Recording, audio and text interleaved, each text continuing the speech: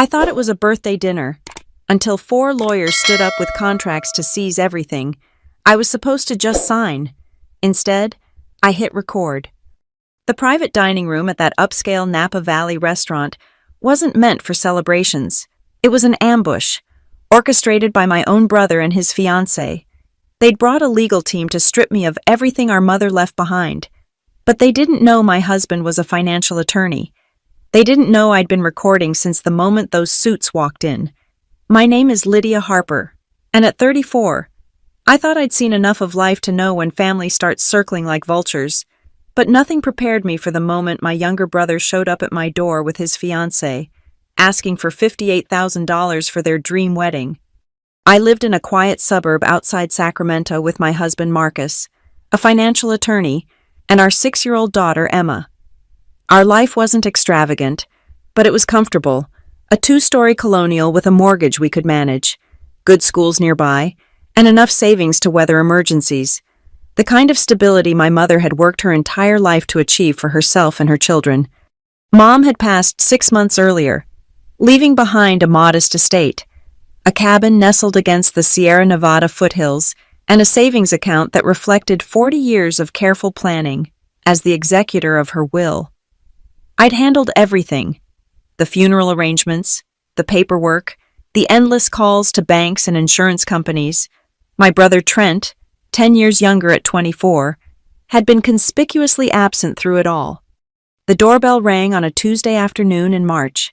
Through the peephole, I saw Trent shifting his weight from foot to foot, his arm around a woman I'd met exactly twice, Fiona, his girlfriend of 8 months.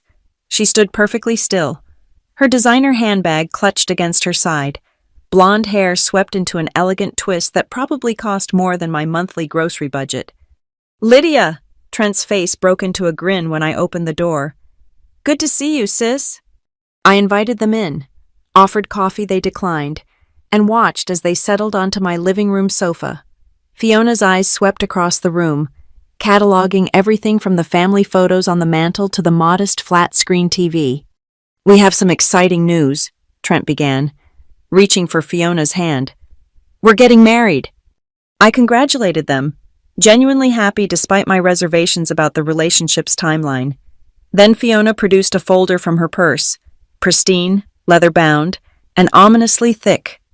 "We've been planning the most beautiful ceremony," she said, her voice honey-sweet. "A vineyard in Napa, 150 guests, string quartet, the works." She slid the folder across the coffee table. "The total comes to $58,000. I nearly choked on my tea. "That's quite a wedding." "Which brings us to why we're here." Trent leaned forward. "Mom's estate. We figured since you're managing everything, you could just write a check from the accounts." The room fell silent except for the tick of the grandfather clock Mom had left me. "Trent," I said carefully, "Mom's will was very specific. The estate was divided equally. You received your portion 3 months ago." "But that was just $20,000. Fiona's sweetness cracked. "A wedding is a family expense. Surely your mother would have wanted—" "My mother," I interrupted, "wanted her children to be responsible with money.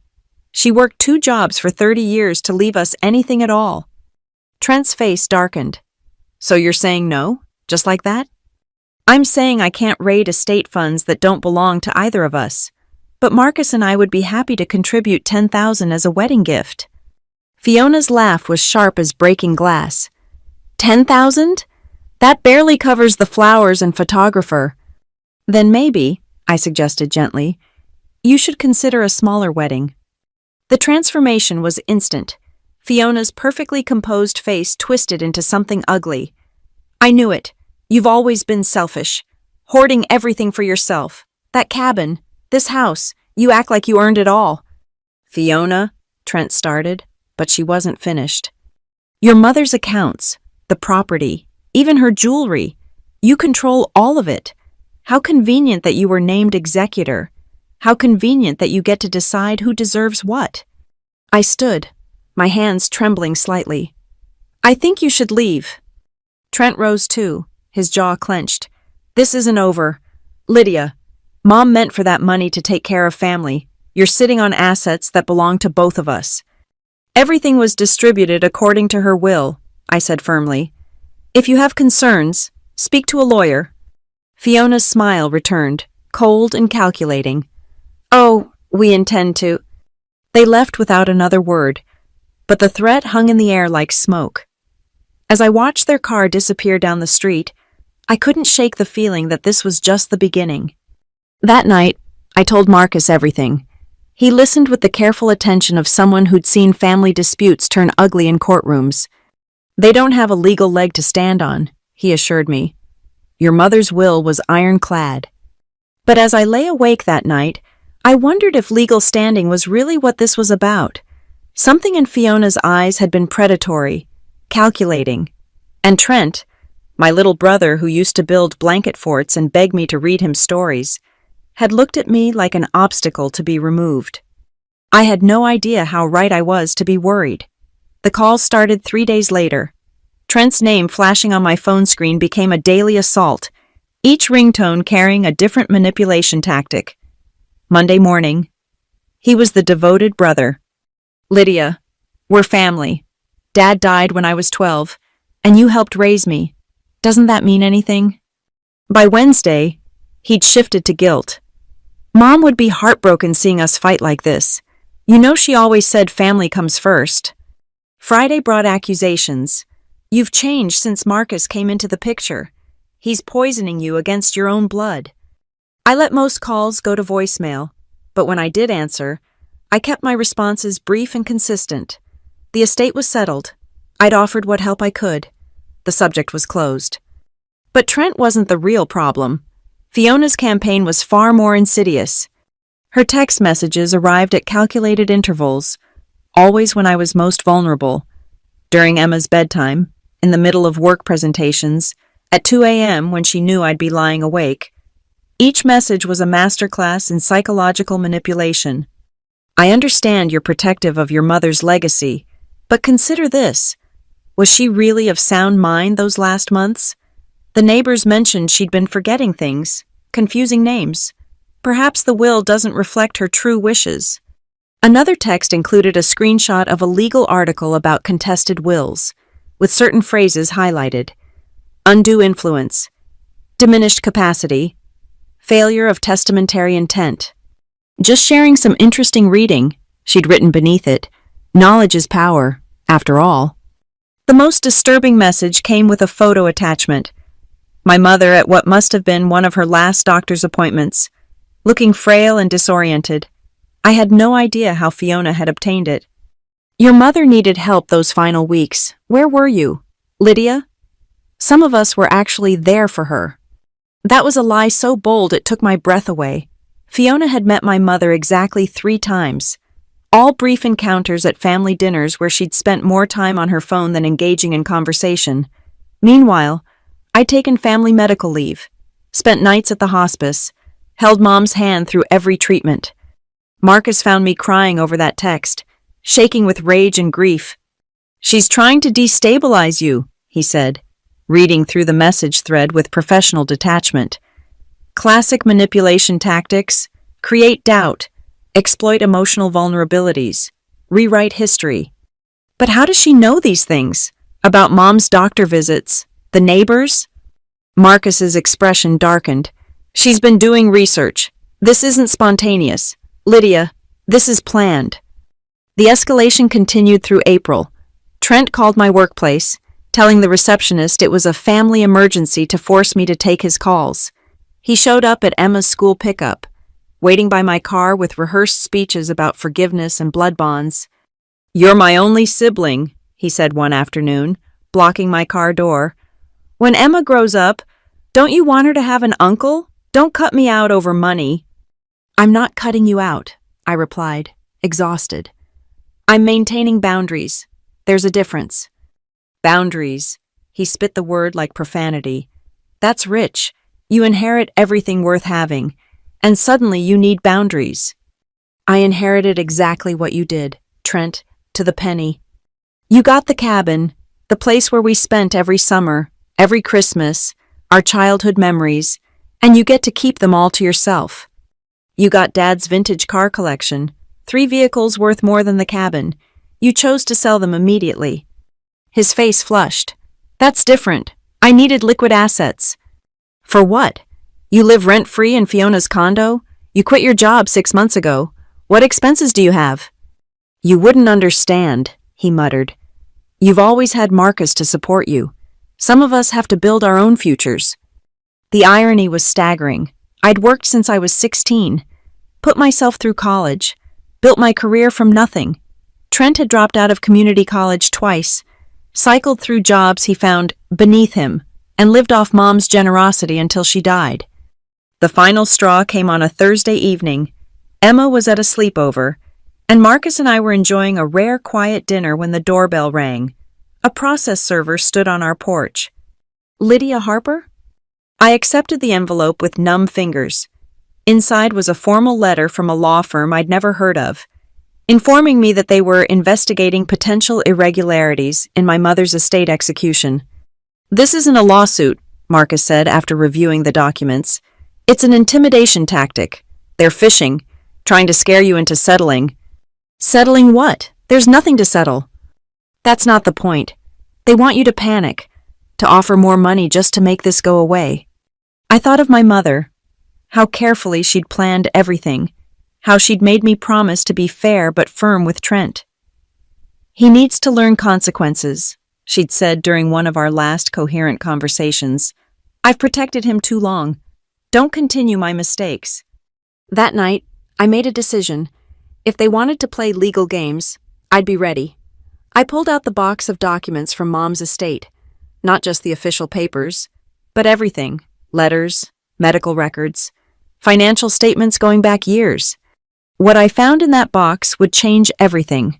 But first, I had to survive my birthday dinner, where the real ambush was waiting. My 35th birthday fell on a Saturday in May. I'd planned nothing special, just a quiet day with Marcus and Emma, maybe dinner at our favorite Italian place downtown. But on Thursday, Trent called with what sounded like genuine warmth in his voice. Lydia, I know things have been tense between us. I want to make it right. Let me take you out for your birthday. Just family. No pressure. There's this beautiful restaurant in Napa I've been dying to try. I hesitated. 2 months of harassment had left me wary of any olive branch. Please, he continued. I've been doing a lot of thinking, therapy.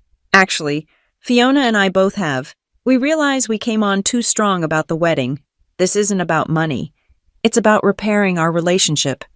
Marcus listened to the conversation on speaker, his lawyer's instincts on high alert. But even he had to admit Trent sounded different, calmer, more mature. Chateau Marseille, Trent said. Saturday at 7. They have a private dining room I've already reserved. Just you, Marcus, me, and Fiona. A chance to start over. Against my better judgment, I agreed. Chateau Marseille sat nestled among Napa's rolling vineyards, a converted estate house that whispered old money and exclusivity. Valet attendants took our car while a maitre d' in an impeccable suit guided us through the main dining room. The Harper party? Right this way. He led us past tables of anniversary couples and wine collectors to a heavy oak door at the restaurant's rear. Your party is already assembled, he said, opening it with a flourish. The private dining room was elegant, exposed beams, a crackling fireplace, a single round table set for 7, not 4. 7. Trent rose from his seat, smiling broadly. Fiona remained seated, wearing a black dress that belonged at a funeral rather than a birthday dinner, and beside them sat 3 men I'd never seen before, all in dark suits, all with leather portfolios placed precisely beside their water glasses. Surprise! Trent's voice cracked slightly. Happy birthday, sis. Marcus's hand found mine under the table as we took our seats. Every instinct screamed to leave, but curiosity won. I needed to see what they'd planned. Let me introduce everyone, Fiona said smoothly. This is Robert Kellerman from Kellerman & Associates, Thomas Byrne from Byrne Legal Group, and David Chen from Chen, Morrison, and Stark. The men nodded in sequence, their expressions professionally neutral. Lawyers, 3 lawyers at my birthday dinner. And this, Fiona gestured to the fourth stranger, a younger man with nervous energy. Is Bradley Morrison. He'll be documenting tonight's discussion. Documenting? Marcus's voice was dangerously quiet. Just keeping notes, Trent said quickly. For clarity, you understand. You're a lawyer yourself. The waiter appeared with champagne, filling glasses with practiced efficiency. Nobody touched theirs. Should we order? I asked, playing along. Or are we jumping straight to whatever this really is? Fiona's smile was razor sharp. Always so direct. I admire that about you, Lydia. Very well, gentlemen. Robert Kellerman cleared his throat, opening his portfolio. Ms. Harper, we're here tonight to discuss a matter of family asset management. Our clients believe there have been irregularities in the handling of your mother's estate. Irregularities, I repeated flatly. Specifically, Thomas Byrne picked up seamlessly. Questions about undue influence during the creation of the will, potential mismanagement of funds, and concerns about your mother's mental capacity in her final months. You have no evidence of any of that, Marcus interjected. Actually, David Chen, the third lawyer, produced a folder. We have several concerning items: neighbors who witnessed erratic behavior, medical records suggesting confusion and memory loss, financial transactions that require explanation. I felt Marcus tense beside me, but I stayed calm. They were bluffing. They had to be. For instance, Chen continued, 3 large transfers from your mother's accounts to yours in the months before her death, amounts totaling nearly $40,000. Those were reimbursements, I said evenly. For medical expenses I paid out of pocket. I have receipts for every penny. Of course you do, Fiona murmured. How convenient. Bradley Morrison scribbled furiously in his notepad, and something about his nervous energy made me study him closer. He kept glancing at his phone, which was face up on the table, recording. They were recording this. Here's what we propose, Kellerman said, producing a thick document. A simple power of attorney arrangement. You maintain your position as a state executor, but with oversight from a neutral third party, namely Mr. Trent Harper and Ms. Fiona Ashworth. We're not trying to take anything from you, Trent added quickly, just ensuring transparency, making sure Mom's wishes are truly honored. I reached for the document, flipping through pages of dense legal text. Hidden among the bureaucratic language were poison pills, clauses that would give Trent and Fiona veto power over any estate decision, access to all financial records, and most damning, the ability to retroactively challenge past distributions. This is comprehensive, Marcus said, his tone deceptively mild. You must have been working on it for a while. We believe in preparation, Fiona replied. As do we. Marcus pulled out his own phone, setting it on the table. You don't mind if we record this discussion as well? For clarity, as you said. The lawyers exchanged glances. Morrison's pen froze mid-word. I'm not sure that's necessary, Kellerman began. Oh, but it is, I smiled, channeling every ounce of my mother's steel. If we're discussing legal matters at my birthday dinner, I want everything documented, every word, every accusation, every veiled threat. The room's atmosphere shifted, electric with tension.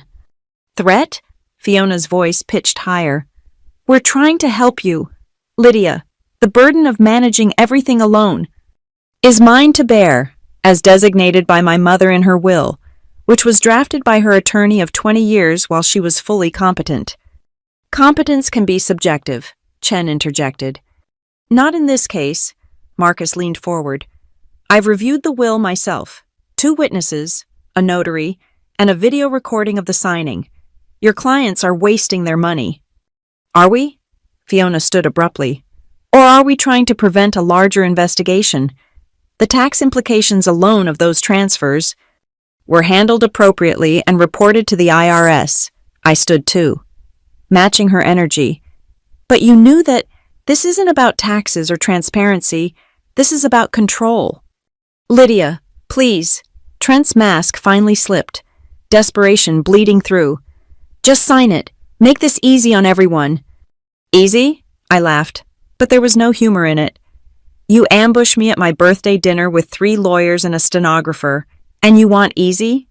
Sign it, Fiona hissed, or we'll file formal challenges to everything, the house, the cabin, every account. We'll bury you in legal fees until you have nothing left. There it was, the real threat, naked and ugly. I picked up my purse, Marcus rising beside me. Thank you for dinner, and for showing me exactly who you are. You're making a mistake, Kellerman called after us. No, I turned at the door. But you have, everything you've said tonight is now on record. Every threat, every false accusation, every attempt at coercion. As we left, I heard Fiona's voice, shrill with rage. She can't do this to us!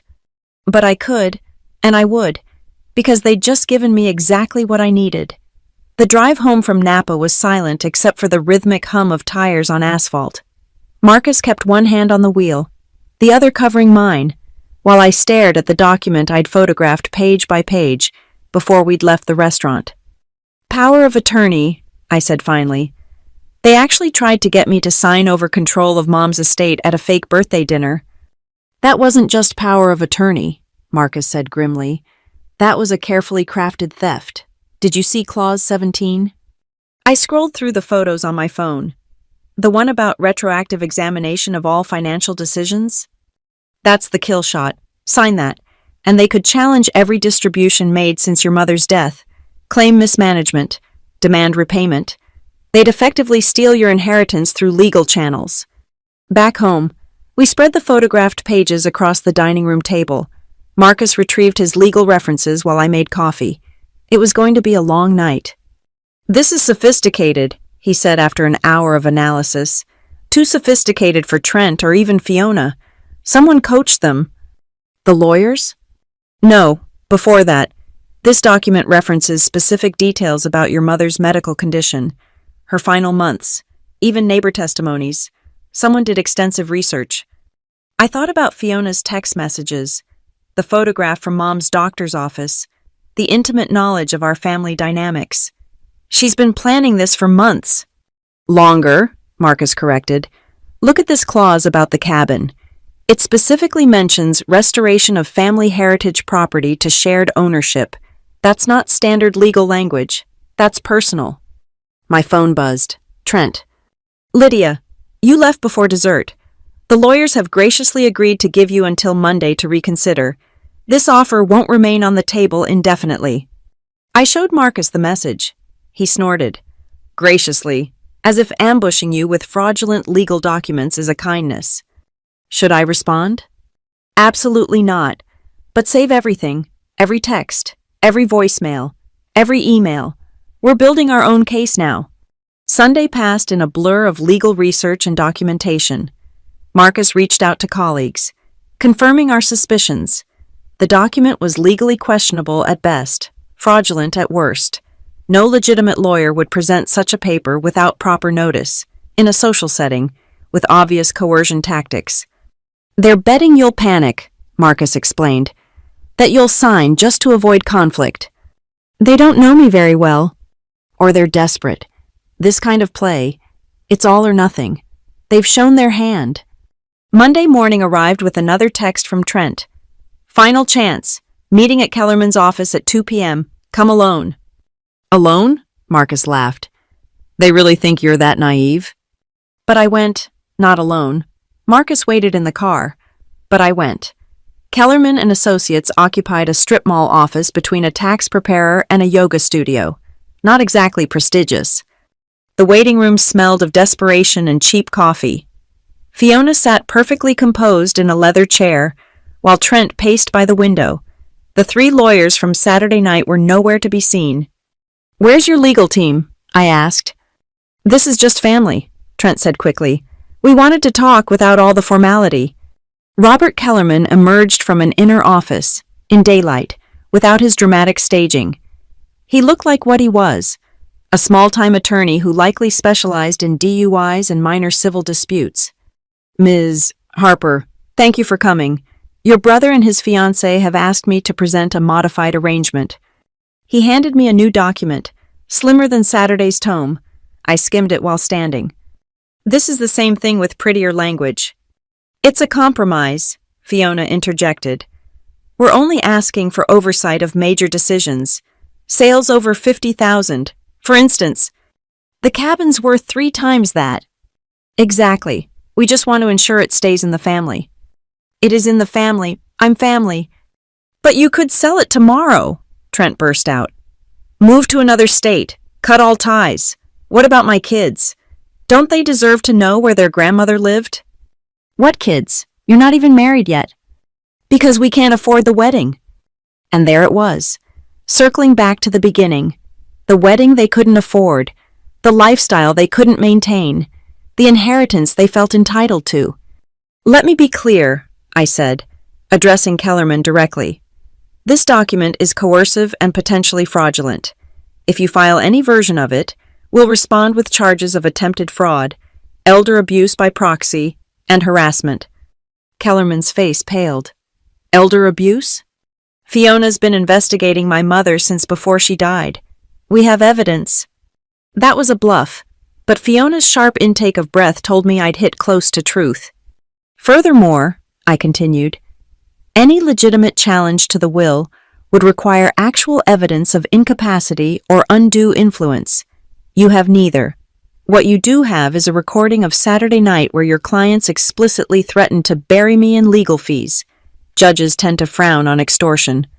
You recorded us? Fiona stood, her composure finally cracking. You conniving? Careful, I warned. You're being recorded now too. It wasn't true, but she didn't know that. The rage in her eyes was pure and poisonous. We're done here. I turned to leave, then paused. Trent? One last thing. Mom did leave you something special. A letter. She gave it to me the week before she died, asked me to hold it until the right moment. Hope flickered across his face. A letter? When you're ready to hear what she really thought about all this, let me know. But you might want to come alone, without your advisory council. I left them there, Fiona hissing something at Trent while Kellerman retreated to his office. In the car, Marcus was grinning. Elder abuse by proxy? That was inspired. It might not be far from the truth.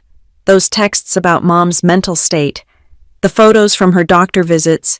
Fiona was building a case even then. You really have a letter from your mother? I smiled grimly. Oh yes, and Trent's not going to like what it says. As we drove away, I thought about the document they'd tried to force on me. Power of attorney, the legal right to control someone else's life. They'd failed to get mine, but I wondered how long they'd been planning to get Mom's. The real investigation was just beginning, back at home. I pulled out the box I'd been avoiding since our birthday ambush. Mom's personal papers from her final year. Beneath the medical records and financial statements lay a manila envelope I'd noticed but never opened, marked simply insurance. Inside, I found something that made my blood run cold. A private investigator's report dated 8 months before Mom's death. Marcus, I called, my voice shaking. You need to see this. The report was thorough, 40 pages documenting Fiona Ashworth's activities over a 3-month period. Photos, financial records, interview transcripts. My mother had hired a PI to investigate my brother's girlfriend. Look at this, Marcus pointed to a highlighted section. Fiona visited 3 elder law attorneys in the span of 2 weeks. Each consultation was about the same topic, guardianship proceedings for elderly parents with substantial assets. I flipped pages, finding worse with each turn. Fiona had joined online forums about elder care, asking pointed questions about signs of dementia, how to document mental decline, what evidence courts required for competency hearings. She'd even attended a seminar titled Protecting Your Elderly Parents' Assets at a local community center. She was studying, I whispered, learning exactly how to build a case. The investigation revealed more. Fiona had befriended Mom's neighbor, Mrs. Patterson, bringing her groceries and asking casual questions about Mom's daily routine. She'd shown up at Mom's doctor's office, claiming to be a concerned family member picking up prescriptions. She'd even contacted Mom's financial advisor, fishing for information about account values. Your mother knew, Marcus said quietly. She saw this coming. The final pages contained the investigator's summary and recommendations. He'd advised my mother to limit Fiona's access to personal information, consider updating her will with additional protections, and document her mental competency formally. Mom had done all three. There's more, I said, finding a second envelope. This one contained correspondence between Mom and her estate attorney, including a competency evaluation from 2 independent psychiatrists, a video recording of her explaining her estate decisions, and multiple notarized statements about her mental clarity. But the most damning document was a draft guardianship petition, not filed, but prepared. The applicant was Fiona Ashworth, seeking guardianship over my mother on grounds of diminished capacity. It was dated just 2 weeks before Mom's terminal diagnosis. The cancer diagnosis stopped her, Marcus realized. Once your mother was terminal, guardianship became irrelevant. The estate would be distributed too quickly. I thought about Fiona's frustrated rage at the restaurant, her desperate attempts to gain control even after Mom's death. She'd spent months preparing to take over Mom's life, only to have her plans derailed by an aggressive cancer that took Mom in 3 months instead of the slow decline Fiona had been counting on. We need to organize this, I said, spreading the documents across the table. Create a timeline. We worked through the night, building a comprehensive picture of Fiona's campaign. The pattern was clear: systematic infiltration of Mom's life, careful documentation of any sign of confusion or frailty, preparation for legal action. It was predatory, calculated, and had started within weeks of Fiona meeting Trent. She wasn't after Trent, I said, the realization hitting hard. She was after Mom. Trent was just the entry point. My phone rang at 3 a.m. Trent. Lydia? His voice was rough, like he'd been drinking. I need to know about that letter. It's late, Trent. I can't sleep. She's different since the meeting. Keeps talking about other options, other strategies. I'm starting to think. He trailed off. Think what?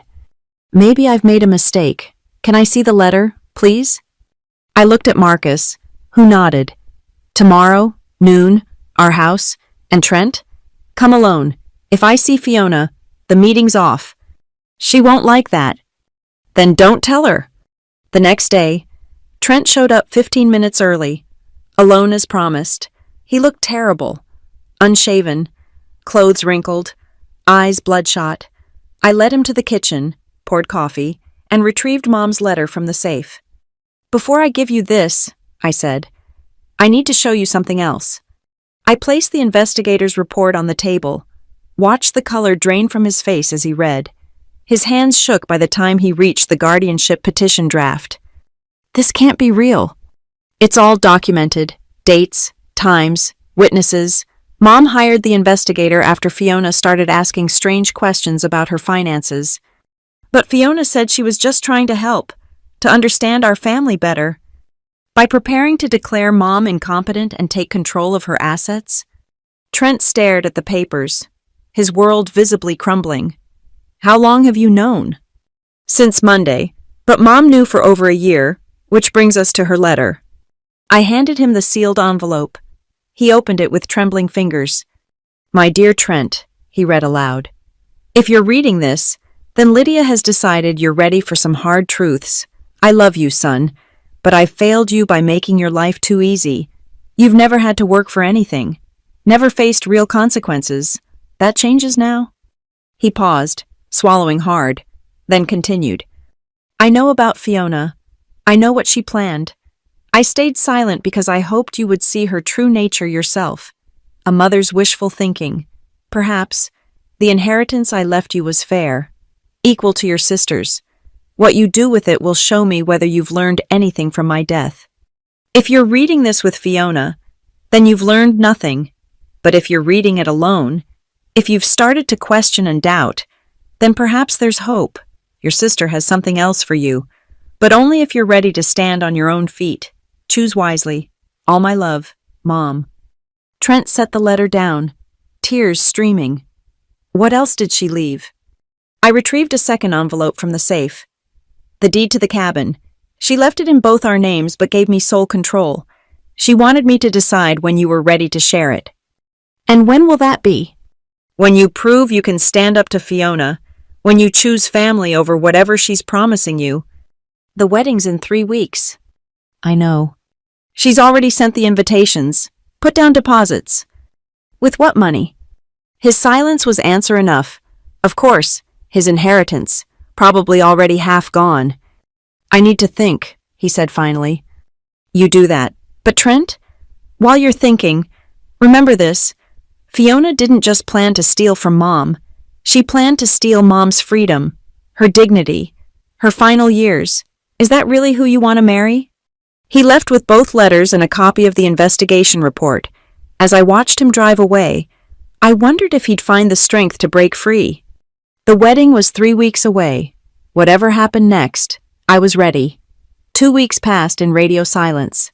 No calls from Trent, no threatening texts from Fiona. The quiet felt ominous, like the stillness before a storm. Then, on a Thursday evening, Trent appeared at my door. He looked different, cleaner, sharper, but hollow-eyed. Can we talk? I led him to the living room where Marcus was reviewing case files. My husband started to leave, but Trent stopped him. No, stay. I need witnesses for this. He pulled out an envelope from his jacket, not one of mine, but a fresh one. I hired my own investigator, used what was left of my inheritance. I needed to know if what Mom found was everything. And it wasn't even close. He spread new documents on our coffee table. Fiona's done this before, twice, once in Arizona, once in Nevada, both times targeting elderly people through their adult children. The Arizona case was sealed, but my investigator found court records. She'd convinced a man named Jeffrey Walters that his mother needed guardianship. By the time the family realized what was happening, she'd helped drain nearly $200,000 from the accounts. Marcus leaned forward, studying the documents. This is criminal. Why wasn't she prosecuted? Insufficient evidence. She was smart, kept her name off everything. Let Jeffrey take the fall. He claimed it was all his idea, that Fiona knew nothing, took a plea deal, probation. They broke up right after. And Nevada? Similar pattern, but the family caught on faster. Settled out of court. She walked away with $30,000 in consultation fees for helping care for the elderly parent. I felt sick. She's a professional predator. She targets lonely men with elderly parents and assets to inherit, Trent continued. I fit the profile perfectly. Younger woman shows interest in an underachieving man with a sick parent. I was her ideal mark. I'm sorry, Trent. He laughed bitterly. Don't be. I let it happen. Ignored every red flag because she made me feel special, successful, like I deserved more than what I had. What are you going to do? The wedding's next Saturday. I haven't called it off. Trent? Let me finish. He pulled out his phone, showed us a recording app. I've been documenting everything for 2 weeks. Every conversation where she mentions Mom's estate, every demand for money, every threat. She thinks I'm broken, compliant. I've been playing along. That's dangerous, Marcus warned. If she realizes... She won't. I'm too good at being weak. It's my specialty, remember? The self-loathing in his voice was sharp. But I'm done being her puppet. I want to expose her, publicly, so she can't do this again. At the wedding? Where else? All her friends will be there. The vendors she's charmed, the network she's building for her next con. 150 witnesses to hear exactly who Fiona Ashworth really is. I exchanged glances with Marcus. It was risky, potentially dangerous, but there was something in Trent's eyes I'd never seen before. Determination mixed with rage. I have the recording from your birthday ambush, I offered. The whole dinner, including her threats. You'd let me use it? If it helps stop her, yes. Trent nodded slowly. There's more. She's been in contact with another lawyer, someone who specializes in estate litigation. She's planning to file against you after the wedding, claiming I was coerced into accepting my inheritance, that you manipulated Mom into cutting me out of the cabin. But that's completely false. Since when has that stopped her? She'll bleed you with legal fees. hoping you'll settle. Give her the cabin just to make it stop. Like she did in Nevada? Exactly. He stood, gathering his papers. I've made an appointment with the district attorney tomorrow. These documents, plus what you have, might be enough for fraud charges, but I want the wedding confrontation first. I want her to know it was me who ended her. Why not just call it off? Why the public spectacle? Because she's counting on my weakness, my need to avoid conflict. She thinks I'll never stand up to her publicly, but mostly? His smile was grim. Because Mom deserves justice, and because I need to prove to you, to myself, that I can do one hard thing in my life. After he left, Marcus and I sat in silence. Finally, he spoke. He's going to need protection. If Fiona realizes what he's planning, I know. I thought about the investigations, the pattern of escalation, the woman who'd spent months plotting to steal my mother's freedom. We'll be there, all of us. You want to go to the wedding? With the recording, with everything. If Trent falters, I'll finish it. Marcus smiled slightly. Your mother would be proud. Maybe, or maybe she'd tell me to let him handle his own mess. But you won't? No, because he's finally trying. After 34 years of protecting him from consequences, maybe what he needs is someone protecting him while he faces them. I picked up the photo on the mantel. Mom, Trent, and me at the cabin last Christmas, her final Christmas. She was smiling, but her eyes held worry as she looked at Trent. You knew, I whispered to her image. You knew what was coming. You prepared for everything except him finding his spine. But maybe that was her final gift, creating a situation where Trent had to choose, where being weak would cost him everything, but being strong might save him. 1 week until the wedding, 1 week until Fiona learned that the weakest mark could become the most dangerous enemy. I opened my safe, pulling out every document, every recording, every piece of evidence we'd assembled. If this was going to be war, we'd be ready. Should we warn her? Marcus asked. Give her a chance to disappear quietly? Mom gave her chances. She used them to plan more schemes. No warnings, no mercy. That doesn't sound like you. I smiled coldly. Maybe I'm finally learning. Mom protected us our whole lives. It's time I returned the favor. The wedding would be beautiful. The ending would be even better. Saturday arrived with perfect California weather. Clear skies, gentle breeze, the kind of day that made outdoor weddings magical. The venue was everything Fiona had dreamed of. A Napa Valley vineyard with rolling hills, ancient oak trees, and a stone terrace overlooking the vines. I arrived early with Marcus, watching vendors arrange white roses and baby's breath along the aisle. 150 chairs faced an altar draped in silk and pearls. It was beautiful, expensive, and paid for with my brother's inheritance. Second thoughts? Marcus asked, adjusting the small recording device in my purse. None. You? Just wondering if we should have brought security. I spotted Trent near the groom's cottage, surrounded by groomsmen I didn't recognize. Fiona's choices, no doubt. He saw me and nodded slightly, still committed to the plan. Guests began arriving an hour before the ceremony. I recognized some faces from Mom's funeral. Others were strangers. Fiona's network of useful connections. Everyone received programs printed on pearl cardstock. Fiona and Trent's names embossed in gold. Lydia! A familiar voice called. Mrs. Patterson, Mom's former neighbor, waved from the entrance, the one Fiona had cultivated for information. Mrs. Patterson, I didn't expect to see you here. Oh, Fiona insisted. Such a sweet girl, bringing me groceries all those months. Though I must say, she asked the strangest questions about your mother sometimes. What kind of questions? Medical things, mostly. Whether she seemed confused, forgot appointments. I told her your mother was sharp as a tack right until the end. She leaned closer. Between us, I think Fiona was worried about hereditary conditions, planning for the future, you know. Planning indeed. I filed that away as another witness to Fiona's pattern. The music began at precisely 4 o'clock. Groomsmen and bridesmaids processed down the aisle in choreographed perfection. Then came the moment. The wedding march began, and Fiona appeared.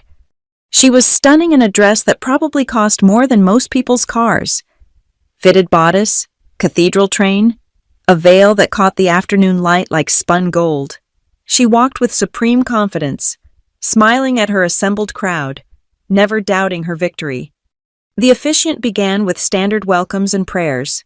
I watched Trent's face, saw the muscle jumping in his jaw, the white-knuckled grip on his hands. Hold steady, I thought, just a little longer. Before we proceed with the vows, the officiant said, the couple has prepared special words for each other. Fiona? She turned to Trent, her voice carrying clearly across the terrace. My darling, you've given me everything I've ever wanted. Security, partnership, and soon, a family legacy to build our future on. I promise to stand by you through every challenge, every opportunity, every inheritance of what we deserve. Several guests shifted uncomfortably, even in her vows. She couldn't resist mentioning money. Trent? The officiant prompted. My brother took a deep breath. Fiona, you've taught me so much about ambition, about planning, about what people will do for money. Her smile flickered slightly. You've shown me how to document conversations, how to research someone's vulnerabilities, how to position yourself as a caregiver while plotting to become a beneficiary. The smile vanished entirely. Trent? What? You taught me so well. I started doing my own research. He pulled out his phone, holding it up. Would you like to hear some of our recent conversations? Or should we start with your consultations about elderly guardianship laws? Stop. Her voice was low, dangerous. Whatever you think you're doing. What I'm doing is what my mother would have wanted, what my sister tried to protect me from, the truth. He pressed play on his phone, the speakers at the altar carrying his recording across the venue. Fiona's voice filled the air. Your sister is sitting on assets that belong to both of us. Once we're married, we'll have standing to challenge everything. The cabin alone is worth $400,000. Guests gasped. Some pulled out phones, recording the spectacle. Turn it off! Fiona lunged for the phone, but Trent stepped back. There's more. Should I play the part where you explain how you handled Jeffrey Walter's mother in Arizona? Or your plans to claim I was coerced into accepting a lesser inheritance? I stood then, walking down the aisle with my own evidence. Or perhaps the guests would like to hear the birthday ambush, where you brought lawyers to threaten me into signing over control of my mother's estate? Fiona's mask shattered completely, revealing the predator beneath. This is all you, poisoning him against me, keeping what should be ours. What should be yours? I reached the altar, standing beside my brother. My mother's freedom, her dignity, her final years spent fighting off guardianship proceedings you were planning. I handed the investigator's report to the officiant, who looked like he wanted to be anywhere else. Page 12 documents your visits to elder law attorneys. Page 23 shows your contact with mom's doctors. Page 35 has the draft guardianship petition you prepared. Those are lies, but her voice cracked, and several guests were already leaving, murmuring amongst themselves.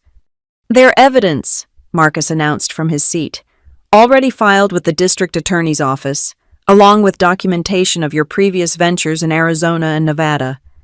Previous ventures? One of Fiona's bridesmaids spoke up. Fiona, what are they talking about? Nothing. They're trying to... She spun to face Trent. You pathetic, weak little man. You think you've won? You think exposing me changes anything? You're still a failure living off your mother's money. Yes, Trent said quietly. I am.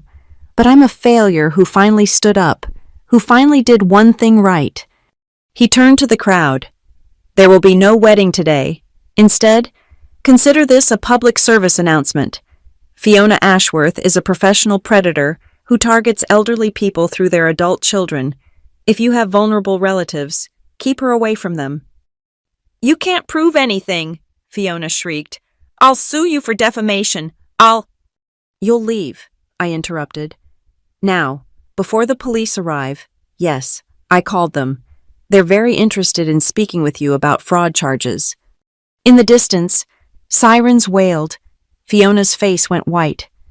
"This isn't over," she hissed. "You think you've won?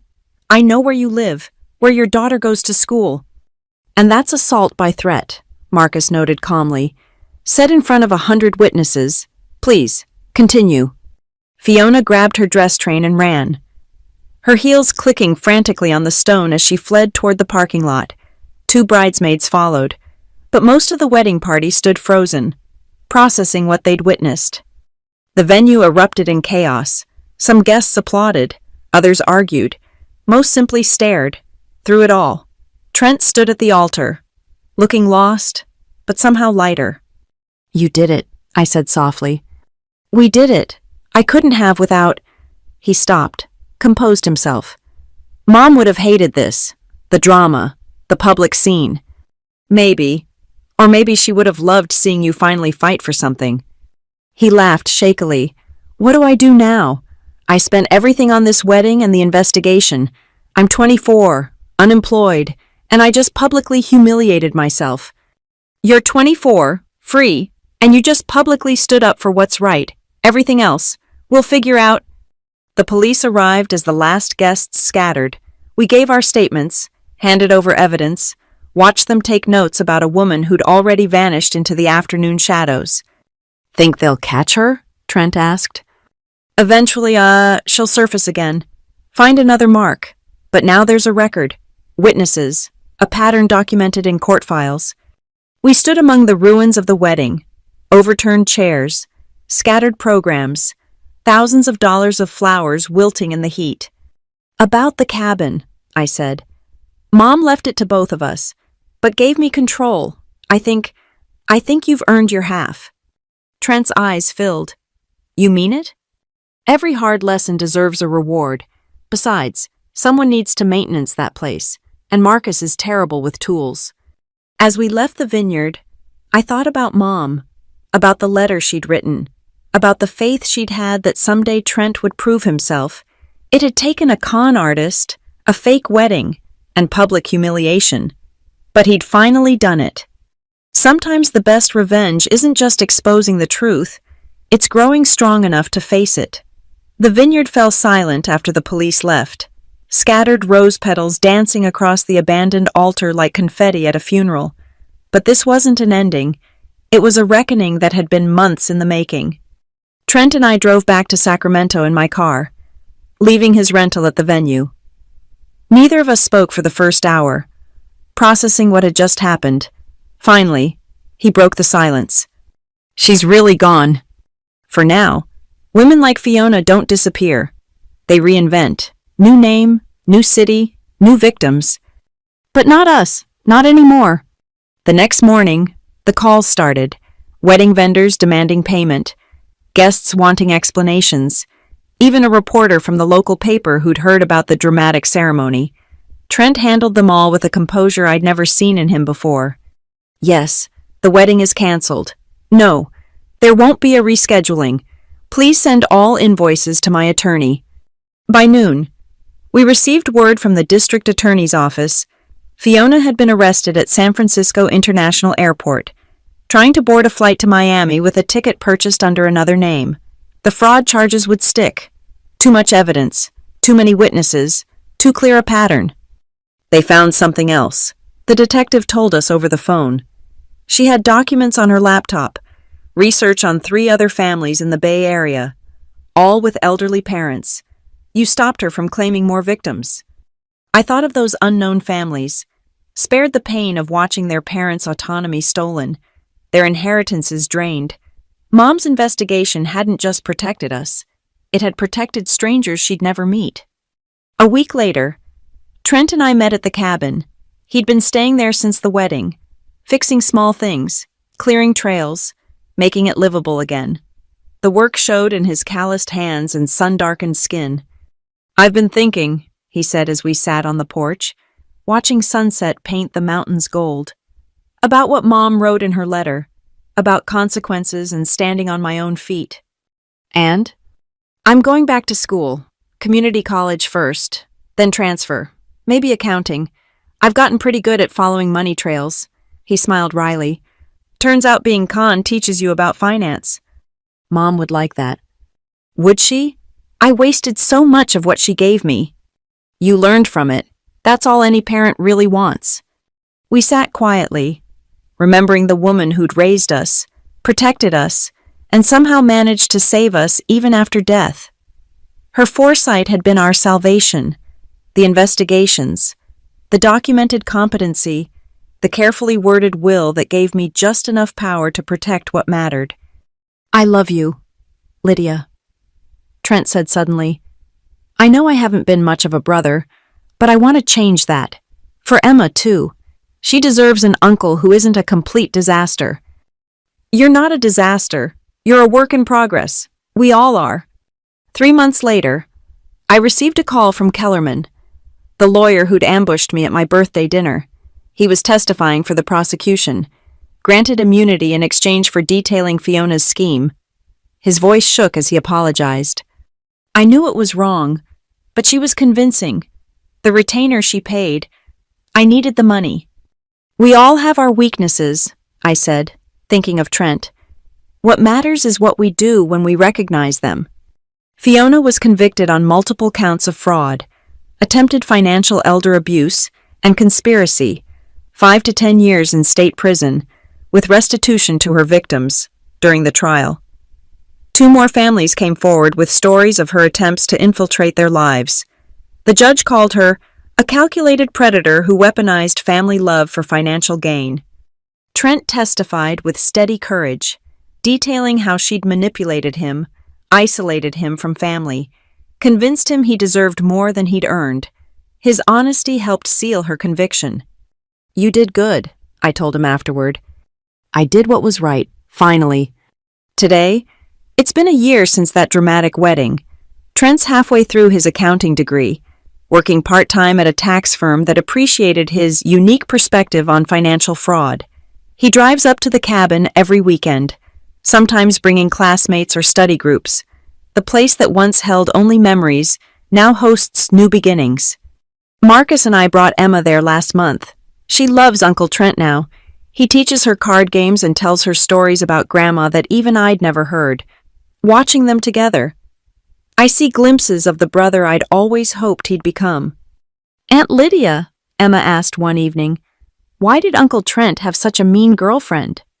Sometimes people pretend to love us because they want something, I explained. That's why we have to be careful and smart. Like Grandma was? Exactly like Grandma. The cabin walls hold new photos now. Trent at his community college graduation, Emma's first fishing trip, Marcus and me renewing our vows on the same porch where Mom used to drink her morning coffee. We're building new memories on the foundation of old ones. Sometimes I dream about that birthday dinner, about the moment I realized my brother had brought lawyers to steal our mother's legacy. In the dreams, I sign the papers, give in to avoid conflict. I wait grateful for the recording in my purse, for Marcus's steady presence, for the strength Mom somehow knew I'd need. But mostly, I'm grateful for Trent's transformation. He didn't just expose Fiona, he exposed himself, his weaknesses, his failures, all in front of 100 witnesses. That kind of courage can't be faked or bought. It has to be earned through pain. Do you forgive me? He asked recently. For everything? There's nothing to forgive. You were lost. Now you're found. That's what family does. We find our way back to each other. The district attorney called last week. Fiona's appealing her conviction, claiming she was the real victim, that we conspired to destroy her reputation. The same old patterns, even from behind bars. But we have truth on our side, and truth, as Mom always said, is the ultimate inheritance. The cabin stands strong against the Sierra foothills, sheltering new dreams and old memories alike. Mom's ashes rest in the garden she planted, watching over the place she loved most. Sometimes, when the wind moves through the pines, I swear I hear her laughing, not at our struggles, but at our triumphs. We protected her legacy by protecting each other, and in the end, that's the only inheritance that truly matters. The gavel has fallen, the con artist is caged, the family is healing, And somewhere, Mom is finally at peace. Thank you so much for listening to my story. I'd love to know where you're listening from. Please share in the comments below so we can connect. If this story resonated with you, don't forget to subscribe to the channel and share your own thoughts about family, betrayal, and redemption. Your stories inspire mine. Until next time, stay strong and protect the ones you love.